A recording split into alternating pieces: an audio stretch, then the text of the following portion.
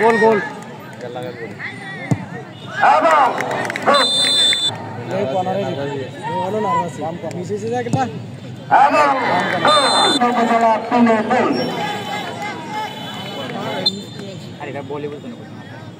ঠিক আছে